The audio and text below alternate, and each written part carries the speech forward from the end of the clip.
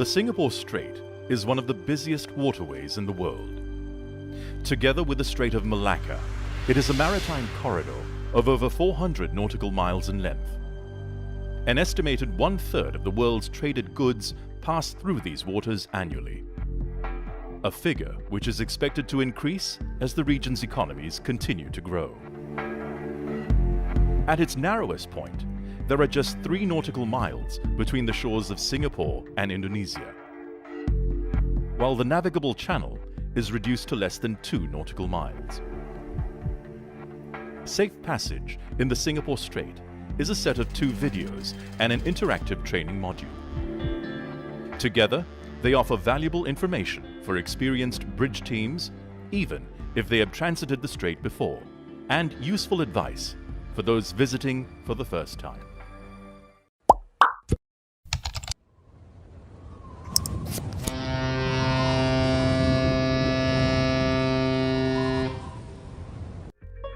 The Singapore VTIS operates 24 hours a day. It is an advisory service and covers the 3 Strait reporting sectors 7, 8 and 9, known as Strait Rep.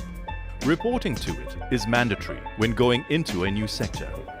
Station calling Singapore VTIS. This is VTIS West. Please give me your call sign and name. Over. VTIS West, Marvin, Master. It's good practice to inform the VTIS of your intentions at that time. There are teams of operators for each of the Strait Rep sectors. Mariners are recommended to follow the advice of the VTIS whenever possible, because the operators can have a better understanding of the traffic movements over a wider area.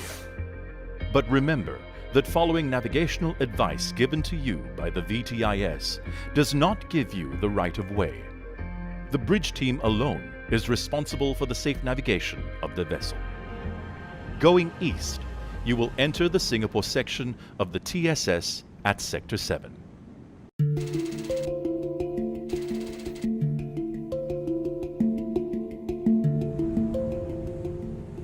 Entering Sector 7, it's mandatory to report in to the VTIS on VHF channel 73. If you are transiting, you will be asked for information including your destination and whether you are carrying any dangerous goods. If you are, they will ask for details of IMO class and weights. You will not have to give this information again during your transit, as the VTIS pass it on from sector to sector. If you are going into the Port of Singapore, they will already have this information in the pre-arrival notification. There are 4 precautionary areas in the Singapore Strait where you may encounter a high density of crossing traffic. Eastbound. The first of these is at the start of the sector, where many vessels may be crossing at all angles. Take care, as smaller, local vessels may not strictly follow the rules of the road and may not answer VHF calls. Many of the eastbound vessels going to the ports of Tanjung Pelepas and Singapore will pick up a pilot in Sector 7. There are 3 boarding grounds to the north of the westbound lane, so be aware that some eastbound vessels may turn to port at this time in order to reach them. If you are picking up a pilot, put your pilot boarding ground as your destination in AIS. If not, checking the AIS information of nearby vessels.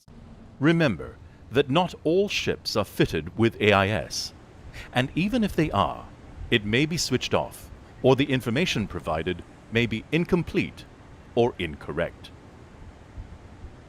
Also, avoid using VHF for collision avoidance. This can lead to confusion and hinder transmission of important VTIS information. Always comply with the call regs.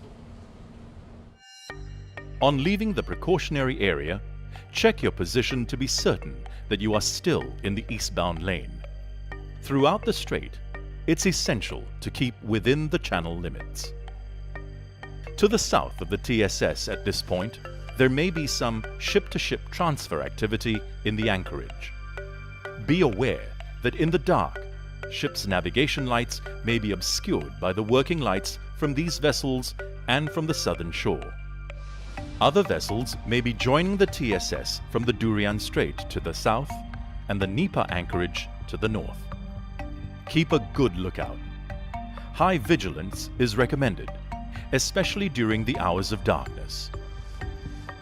There's a sharp alteration of course north into the Phillip Channel at the Raycon Delta. Be aware of the risk of converging traffic during the turn. Also, be sure you start the turn early enough as there is shallow water outside the channel. This is also the start of the deep water route. If your vessel draws less than 15 meters, you are not classified as a deep draft vessel.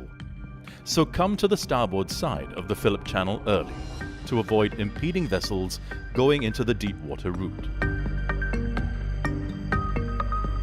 VLCC and other deep draft vessels shall maintain an underkeel clearance of at least 3.5 meters at all times.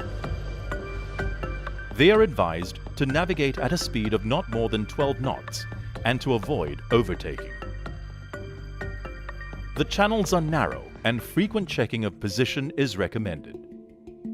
Navigational aids to help you do this include the Raycons at Takong, Karang Helen Ma, and Karang Banteng.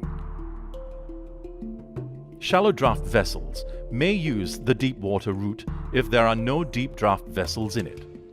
Please notify the VTIS if this is your intention.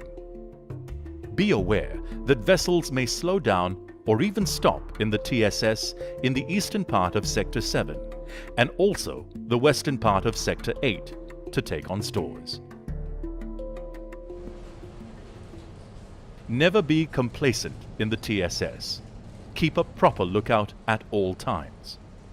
Avoid trying to guess at other ships' movements. The next sector is Sector 8.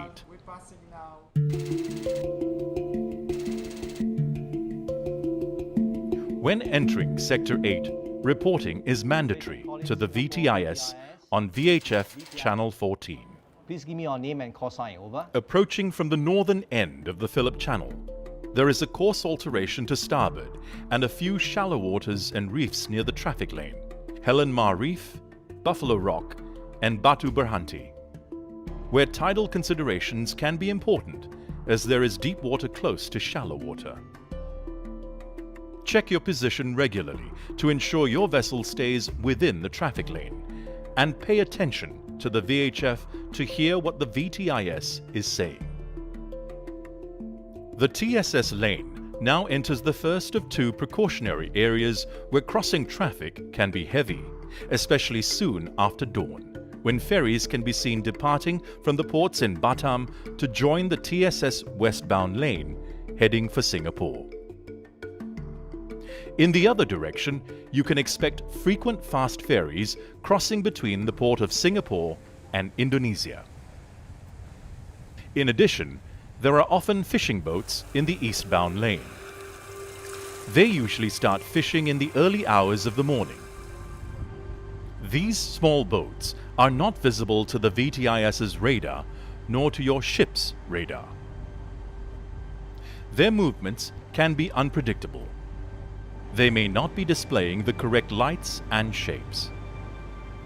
There may also be many tugs and tows crossing at any time of the day and sometimes at night.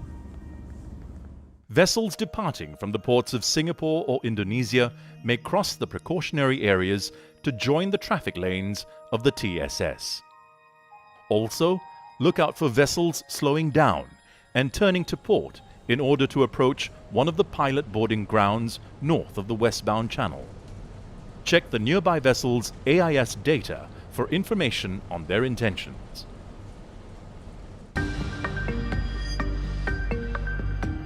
There are 5 pilot boarding grounds to the north of Sector 8.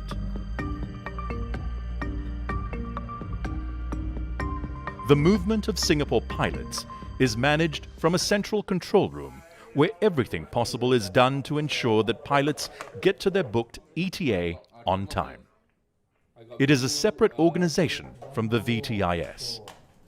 A tracking system means that delays are very rare But with over 500 pilot assignments per day, delays do sometimes happen. You must contact the pilot service 2 hours before your ETA to confirm the booking on VHF Channel 20. You can expect to find vessels waiting near the boarding grounds, especially around the eastern boarding grounds Charlie and Bravo. Vessels are advised to calculate and adjust their speed in the hours before arrival to avoid having to wait near a boarding ground and cause congestion.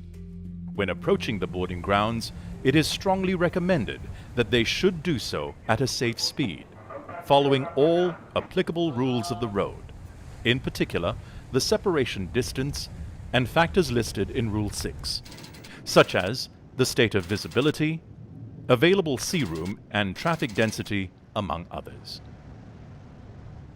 Only one vessel will be scheduled to arrive at Bravo and Charlie at any one time, and the next vessel will be scheduled at an interval of not less than 15 minutes later.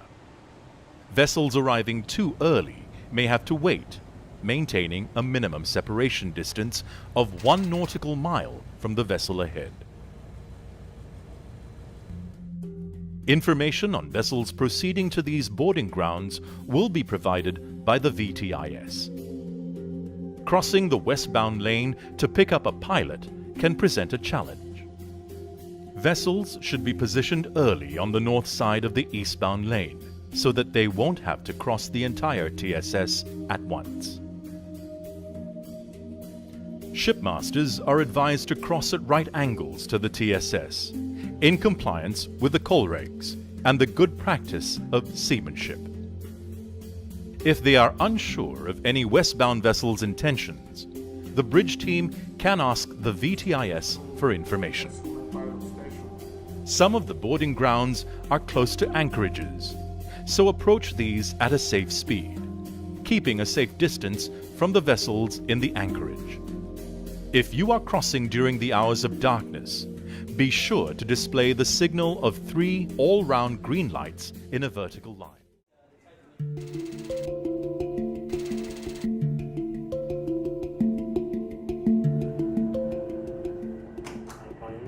When entering Sector 9, reporting is mandatory to the VTIS on VHF Channel 10.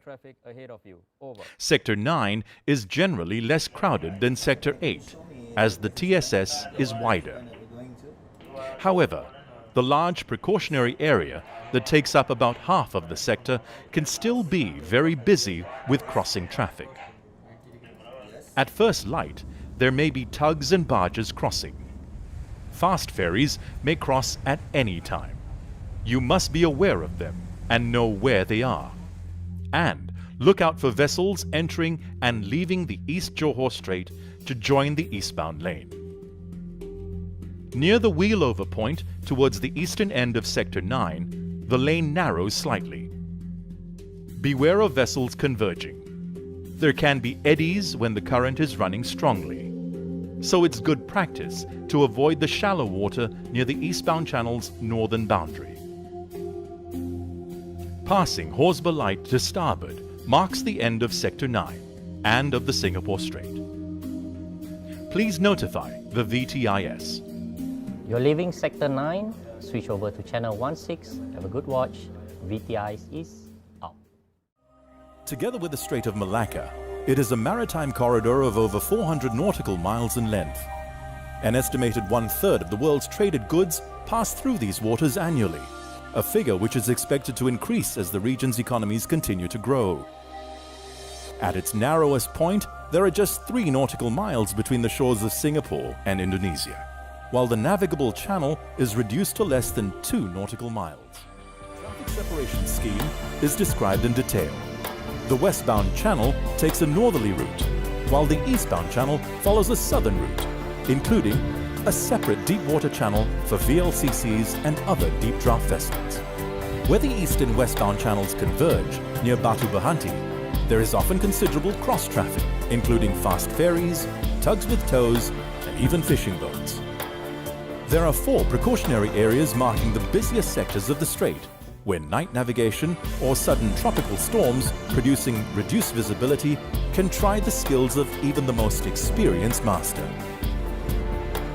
Helping and advising all ships transiting the Strait is the VTIS, the Vessel Traffic Information Service, manned around the clock by experienced operators who are trained to offer assistance and give an overview of traffic in the Strait throughout the passage of every vessel.